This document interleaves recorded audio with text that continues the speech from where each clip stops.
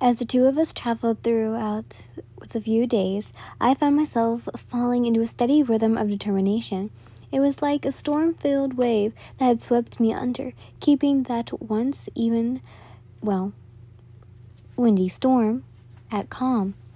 I was stuck in that mindset as Akaza and I made our way to my family estate, Kimiko. It had been so utterly selfish of me to have kept her out of my mind, to have forgotten my true purpose. I had gotten carried away, and maybe this would make up for it.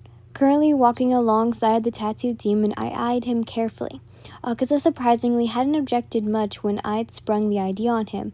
In fact, he deemed it more important for me to visit my elder sister. He said he understood, despite that it was completely sidetracking our mission. It was, tough as it felt too. The thread that seemed to echo around us, the way the wind seemed to whisper our names, urging us onwards. It was the right thing to do, to go home. Your family.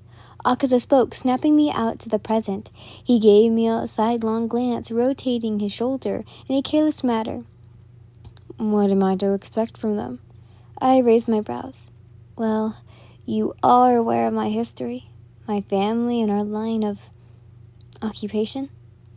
A huff of breath. So are they all to be as wild as you? My lips twitched. You have no idea. He lifted a pink brow at me as if suddenly cursing me for ever bringing him along. My grin only grew. If you're worried about them. I'm not worried about them. I turned to face him, watching as his golden eyes scanned the forest around us, the damn forest we could never seem to escape of. I'm only taking precautions. No mortal assassin could ever make a move against me and survive. His tone wasn't cocky, simply pure and undiluted truth. Even so, I said, I've managed to maim you a few times. That's different. I smiled. Right. Silence settled over us for a few moments before Akaza spoke up again. Your brother. What is he like? I paused. My brother? My dream came back to me, the sound of the whip making me fight the shiver that threatened to swim along my spine at the memory of it. You hardly even mentioned him. I looked away, doing my best not to trip over a large stone in the midst of the path. I suppose I never really had the need to mention Michael. Akaza hummed. You once told me that you were on the one to focus to become the next generation's head assassin. Your sister couldn't, because of her chronic illness. But what about your brother? I dragged my eyes back to find the demon's brows scrunched together in what appeared like frustration. I wasn't sure what to say at first. What would be the right thing to say? But eventually. Originally, it was supposed to have been him. Akaza turned to me at the words. He had trained for longer than I had to become the new family head. My mother, even my father, before he passed, had ensured every spare minute he had. He was training to become the strongest. He's only a few years older than me, and when he had been the chosen one, those were the years I was finally free. Those few years of my life where I hadn't had to worry about my performance. In fact, I wasn't even been aware of what our family was truly. I shook my head. I still don't. Not completely. Akaza still said nothing, but his attention remained on me, transfixed. But when our father died, my brother, he hadn't taken it well. I assumed he was quite close with father, but it was never something I had known. I hadn't spent much time with either parent, only Kimiko. I took a deep breath. Anyways, after that, my brother suddenly just stopped. He had given up on practically everything, and even after months of my mother forcing him to get back to his work, he claimed he had no purpose. Apparently, that he had been answered enough for my mother. They fought harsh enough that my mother banished him from our house for his uselessness. I shrugged, but shortly after that, my mother's fierce gaze was set upon me. There was more to it, but that was it. It took me up until this point to realize my chest had been feeling heavier, to feel the weight of my past crushing down on me after speaking it aloud. I never had before, and it never bothered me before. A warm hand rested upon my back. I turned to gaze into Akaza's quizzitive gaze. We didn't give up, though. I hadn't even realized we'd stopped walking. Shaking my head, I brushed off his touch. In many other ways, I had. It was only until you. I trailed off, not feeling the need to finish before stalking off once more. Akaza didn't speak again, as he trailed after me. As soon as we lived into the area that I had begun to recognize, the pit in my stomach only grew far, far bigger. My home. I pushed the feeling down, down, down. I wouldn't allow a single thought erupted my purpose, what I was really here for. I cleared my throat, pushing past a few branches. Just ahead. Past the small waterfall. We're here, the demon said, surprise filling his voice. It was almost pain for me to nod, because after turning slightly, finally coming out of the forest to meet the night-veiled state, dread seemed to be digging me out of my grave. I paused on the threshold of the forest, holding the large expanse of land that was so familiar, yet utterly forgotten after years of being away on my missions. The stars above seemed to dim as I scanned it. Lights, both inner and outer, lit up the dark area of the main entryway. I found myself reaching for Akaza's hand, despite the countless amount of times I had told him I was okay on the way here. Because I hadn't figured that seeing my home again. I swallowed, realizing I'd been squeezing Akaza's hand far too tightly. I was about to let go when I felt his hand only squeeze mine in reassurance. I faced him, opening my mouth to speak. He smiled, a rare, gentle one. You should be excited. Your sister's inside that building, is she not? I didn't answer him. I never expected it to be so. Akaza nodded despite his unfinished words. I suppose this is the part of your training as well, dear. I stared at the home as he spoke. Facing this is also facing who you are, a side of yourself that you hate. I sighed, looking back at him with a teasing look, the tightness in my chest loosening slightly. You really do know me better than I know myself. He shrugged, and I wish to learn every more for as long as I live.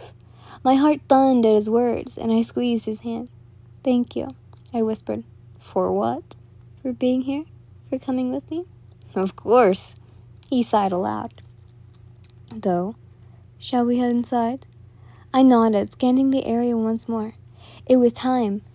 After all that happened, the time I spent away, I was to see my family again, the family I hated and loved that with everything I had left.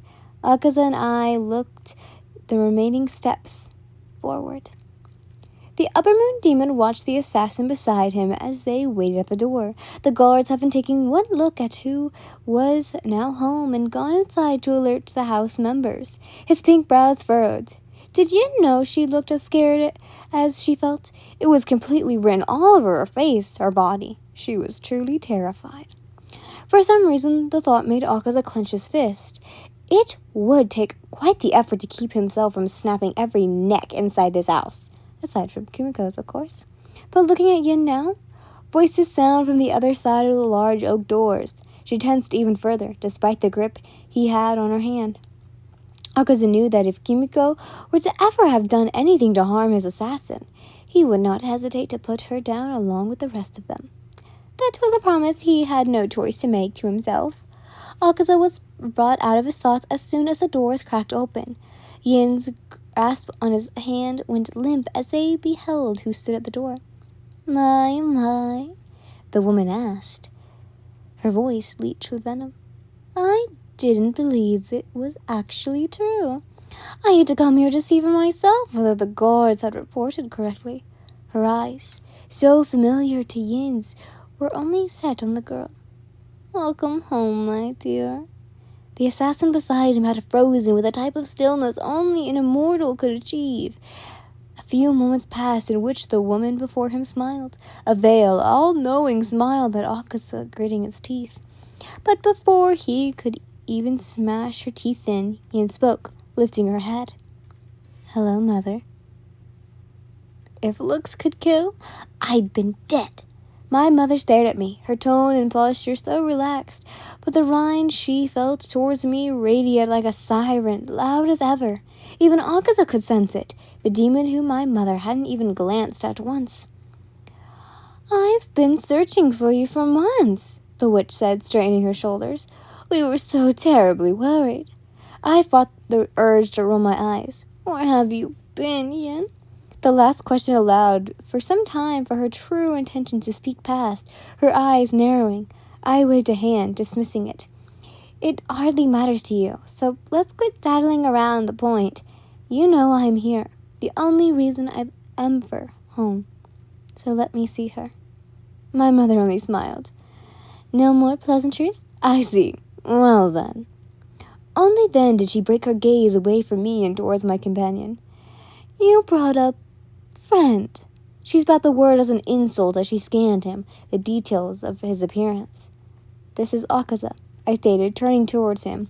He was silent but stiff from beside me. I already knew he hated every minute of this and what was to come. My trainer, I added, as yet another jab at her. My mother snapped her head towards me, falling for it. Your trainer? I nodded carelessly, walking up towards her to make up the way of the house, Akaza following suit, only for her to form a block from the inside. I looked up to see the witch's smile back upon her perfect set of lips. I hid my sneer. Move. I bit out. Damn it, I know I had to keep my anger in check, but when it came to her, no, she said sweetly.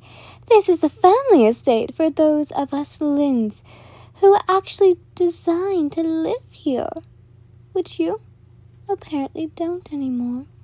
My breathing became faster. I am the future head of the Lin assassin clan, I said softly. Go ahead and kick me out if you wish.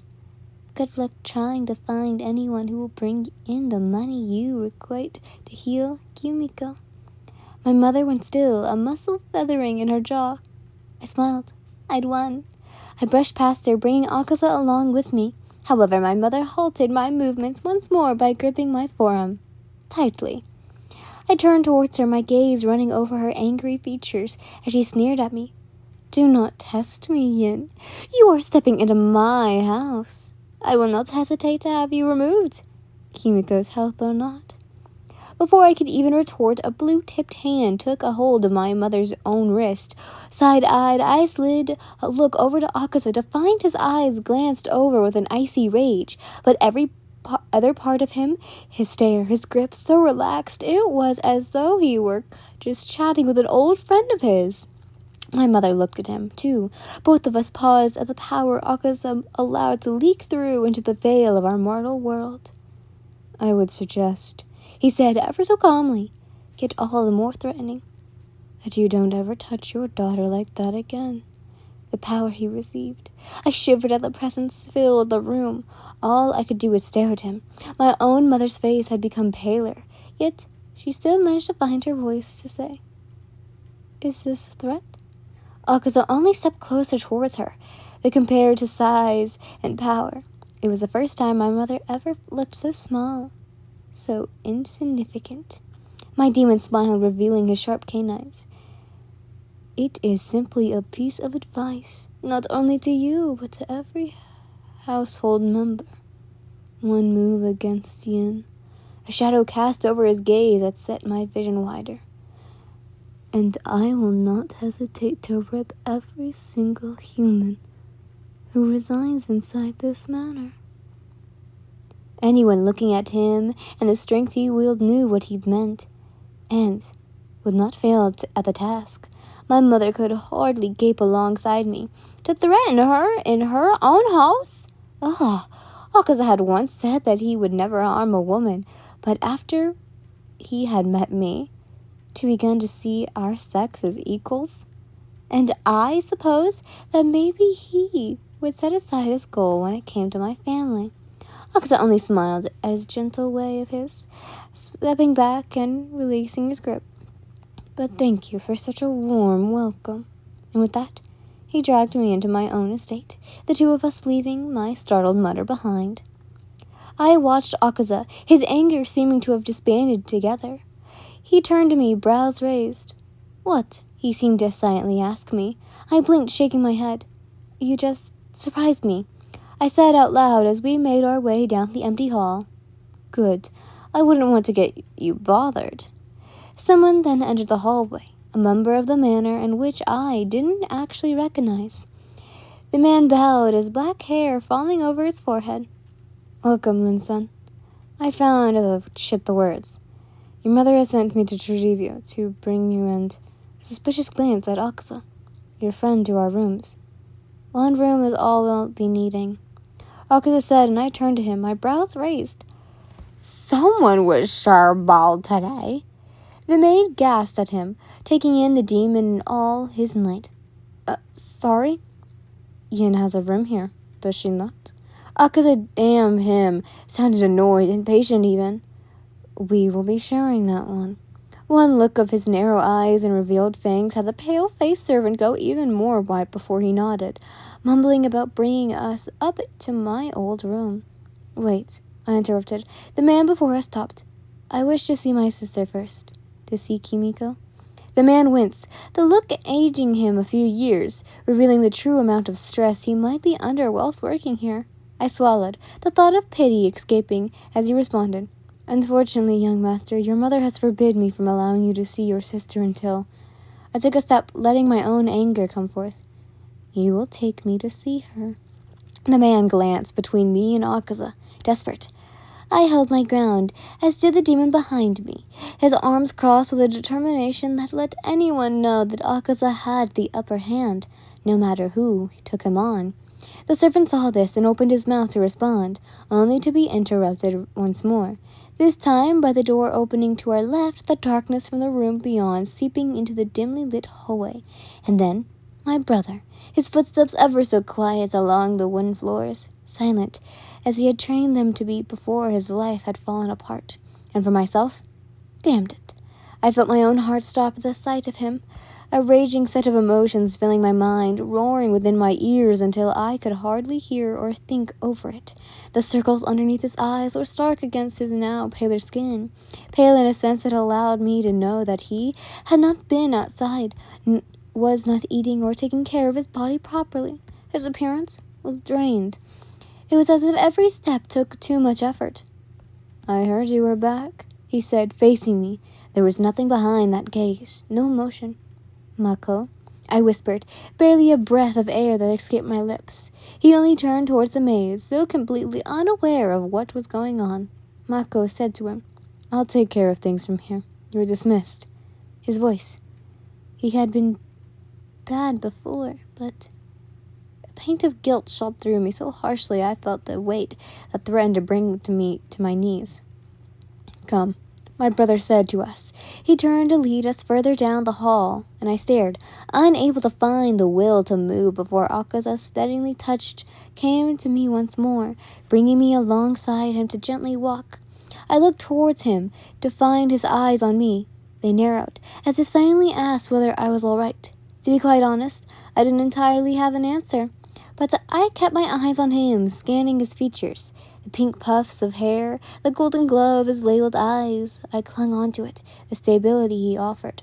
I wasn't alone. He was there. He had threatened to kill for me, and had meant it with every bone in his body. Akaza. He was here for me. This did not benefit him. I strained, tearing my gaze away from him after I nodded, finally answering his question. I would not make this wasted trip. And he followed my brother to whatever it was that he was leading us to. I whispered so only the demon beside me could hear. "I would kill everyone in this house if it meant saving you as well." It was true. His grip on my back faltered, but we kept pace behind my dead brother. "I promised to protect you." Akaza knew. He knew damn well he did not need protecting, as I did. But it didn't stop me from saying it, because I would protect him, in the way that meant I would not abandon him, ever. Akaza didn't respond, but he never needed to. "She doesn't know you're here, so Mako's voice trailed into my mind, the voice of thoughts that Akaza had temporarily filled. I still didn't have the words for him to speak to my brother without breaking down. I hated him, hated everyone who dealt a hand in the way I was raised. But I also felt the strongest urge to get into my knees and apologize for so much. Kimiko's inside? Akaza asked. My brother hardly even gave him a second glance, as if he truly did not care, before nodding. She changed rooms, but he was so thin, so finely thin. Makio opened the door, and every thought flew from my mind as the reality of the situation came crashing down. As I beheld the candle-lit room, the familiar smell and feel of it making my heart stop, my sister sat upon her bed, staring out at the night sky. The window was open, an icy breeze blowing past her thin hair, gently tussling her sheets. I took a step forward, as if in a daze. It felt as though I'd fallen asleep, seeing everything in that dreamlike state. Kimiko. I must have said her name out aloud because her head perked up as I took a few steps inside her room. And when my sister turned, frail body and all, nothing could halt the tears that pooled in my eyes, pouring over the rim as she stared back at me, her own eyes turning wide. But I could only stand, holding my face in my hands as I cried, the pit inside my stomach growing with an emotion I couldn't even come close to placing yet.